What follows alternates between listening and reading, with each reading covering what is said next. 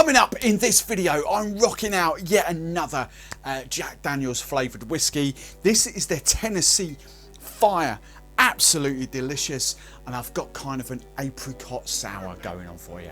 Stay tuned. Hey drinks fans, I am Steve the Barman and I hope these videos help you drink, serve and enjoy your favourite spirits even more. Right, Jack Daniel's Tennessee Fire. I've actually stayed away from that because I didn't really know what it was. I thought it was fire.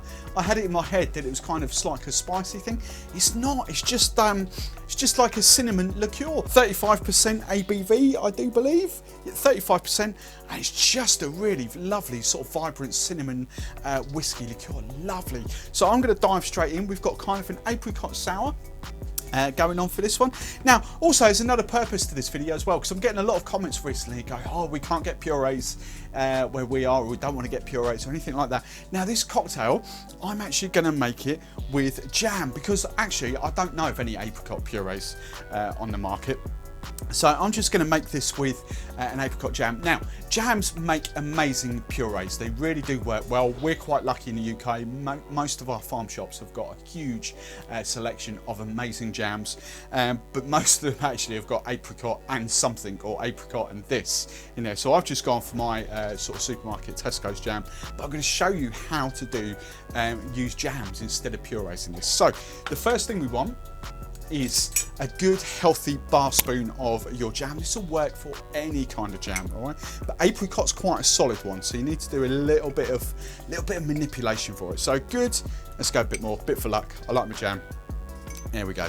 Right, so good, sort of good bar spoon and a half of apricot jam. And now I want some lemon juice. So the citric is going to kind of help break that down. So I want 25 ml of freshly squeezed lemon juice. And just before I go booze, because normally I put the booze in as well, I'm just going to start to break that down. What you'll normally find is, if you stir it, you'll normally find that you need a bit of alcohol as well to kind of break that down, but that will loosen it up. So now I want 50 ml of my Jack Daniel's Tennessee Fire. Lovely, jubbly. Quite happily drink this neat as well. This is amazing. Right, 50 ml.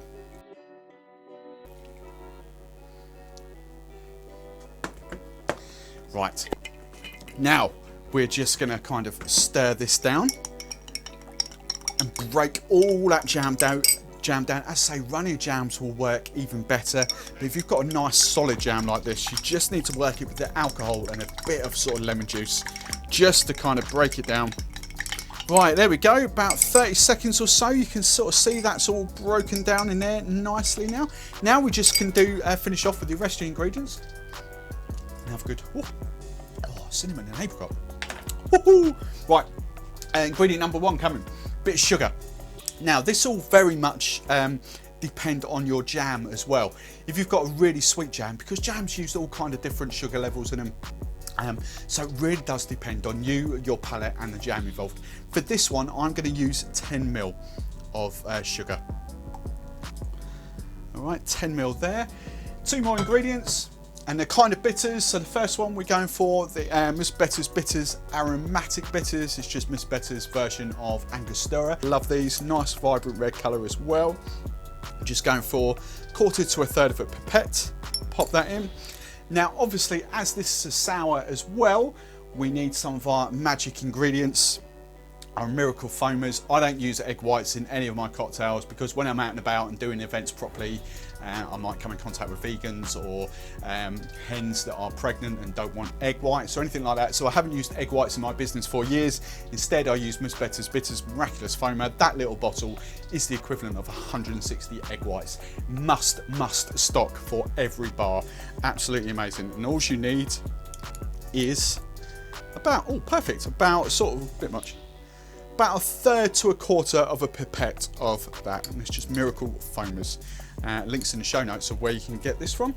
Also with those, you don't need to dry shake as well. With eggs, egg whites, you kind of normally have to dry shake and whip the foam up, but that'll work even when iced. So what we're going to do now is ice down a cocktail. And while I'm doing that, you loyal people, you know exactly what's coming up here as well. I want your guys' help to name this cocktail. yeah, it's kind of an apricot sour, but we've got, obviously, we've got jam to play, we've got Tennessee Fire, sort of cinnamon on the go.